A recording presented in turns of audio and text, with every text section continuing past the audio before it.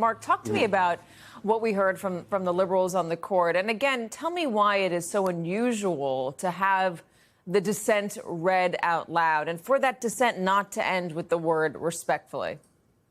Yeah, these are things court watchers always look out for because they're little ways that the dissenters signal that they are truly furious with a decision.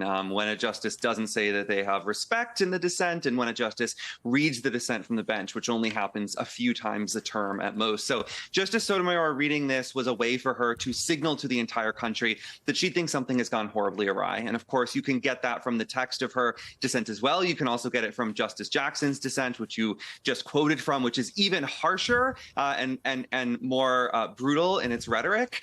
These justices think that the Supreme Court may have just ended American democracy as we know it. There's a lot here that revives arguments that they made in the immunity decision last term, which they also dissented from, where they argued that the conservative supermajority on this court just keeps handing Trump more and more power, giving Trump special treatment, and ceding the powers of the judiciary and Congress to limit executive authority. Justice Jackson warned that the Supreme Court is creating a zone of lawlessness for the executive branch where it can just declare and start to implement all kinds of unconstitutional policies, and lower courts will be powerless to stop those on a nationwide basis. Birthright citizenship is Exhibit A, right?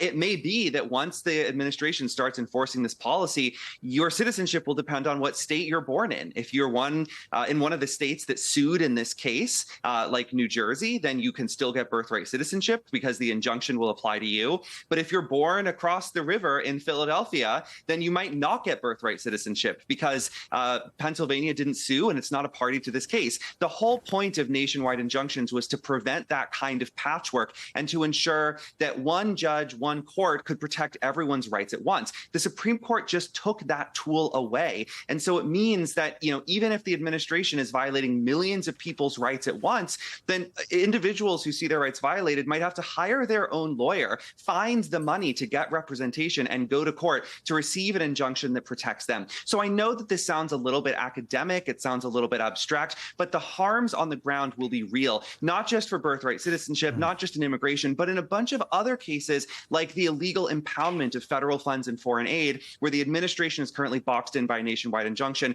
Within days, if not hours, those injunctions will be dramatically narrowed, and the administration can continue pursuing its agenda even if a court thinks it's illegal. So even if it is illegal, ultimately, it's got to make its way to the Supreme Court. Doesn't this just ensure that the Supreme Court is going to be getting a lot more appeals for emergency relief, a lot more appeals to expedite cases? Absolutely. And thereby giving the Supreme Court a lot more discretion to decide what is truly an emergency and what isn't. And what we've seen over and over again in the last 5 months is that the Supreme Court thinks it's an emergency anytime a court rules against the Trump administration, anytime the Trump administration faces an injunction or a restraining order, even if it isn't nationwide, the Supreme Court declares that to be an emergency and sees real harm to the president and executive power and intervenes. So, as recently as 10 years ago, the Supreme Court was largely silent for the summer. It took a few months off. You didn't hear from the justices. They reconvened in October. Everybody had a nice break. That's not going to happen anymore. Those days are over. The Supreme Court is about to get inundated with emergency applications for relief and emergency appeals because there will be many, many, many litigants who need nationwide relief, who can no longer get it, who are going to have to go to the Supreme Court and ask them for help because lower court judges just had this power stripped from them. So, Chuck, I want to ask about this because the topic or the issue of nationwide injunctions is not something that's been popular with presidents in the past either. I mean, Democratic and Republican presidents. You had 6 nationwide injunctions issued under George W. Bush, 12 under the Obama administration, 64 under the first Trump administration, and 14 from the first 3 years of the Biden administration. And in each of those moments, the president that was in power decried this practice, didn't like this practice. So I'm hoping that you can help me understand why these 3 liberal justices feel like this is such an existential moment for the court to decide on this issue today.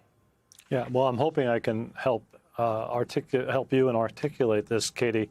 It's a little murky, but here goes.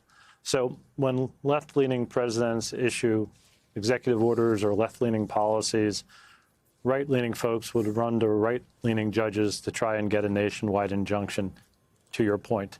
You'll recall this when Mr. Biden was president and the mifepristone, the abortion drug, was at issue.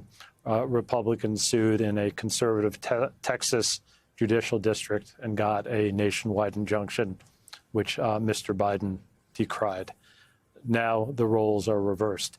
That's the problem with nationwide injunctions. Putting aside for a moment the merits of birthright citizenship, the procedural mechanism of nationwide injunctions can be problematic because it invites forum shopping and it empowers one federal district court judge, wherever he or she may sit, to bind others around the nation to his or her ruling. Now, let's fold birthright citizenship back into it.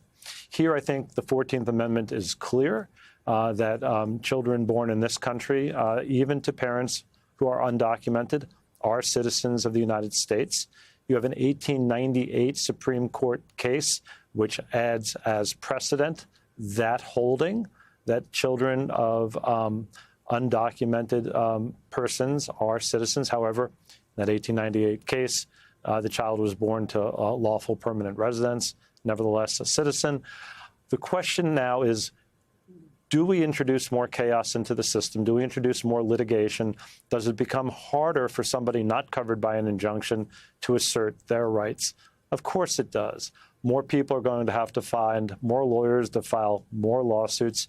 There are other paths for people who may be affected. Even if a nationwide injunction doesn't apply, Katie, then maybe folks can file class action lawsuits.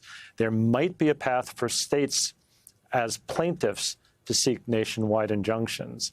All of this to be determined. But right now, in the interim, following this ruling, it is more chaotic and more difficult and will be more litigious for people who are seeking to protect the citizenship of their children. And that's one of the problems. But to your first point, Katie, have presidents of both parties decried this? Absolutely. Do I think of this as a victory for President Trump? No. But I do think of it as a victory for the executive branch. There may be a Democratic president next, and she will benefit from this ruling just as Mr. Trump is benefiting from it now. Yeah, the Supreme Court has shown a lot of deference to executive authority, and this is even more so.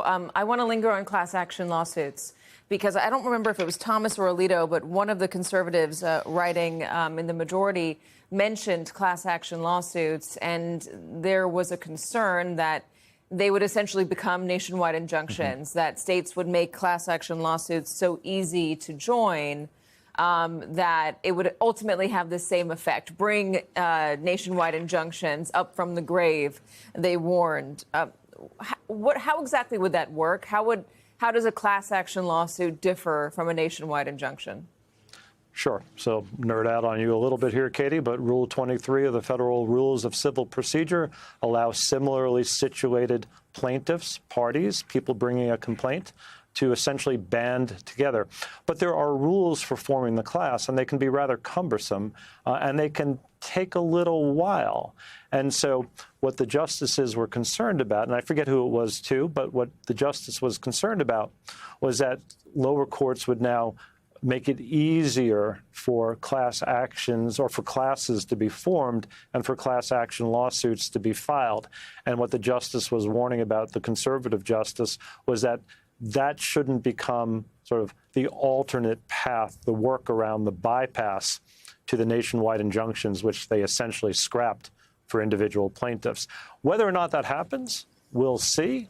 But there is a path for plaintiffs. Again, perhaps more cumbersome, more complex. It may take longer, and it's harder to sweep everyone in because you'd have to prove that plaintiffs are similarly situated.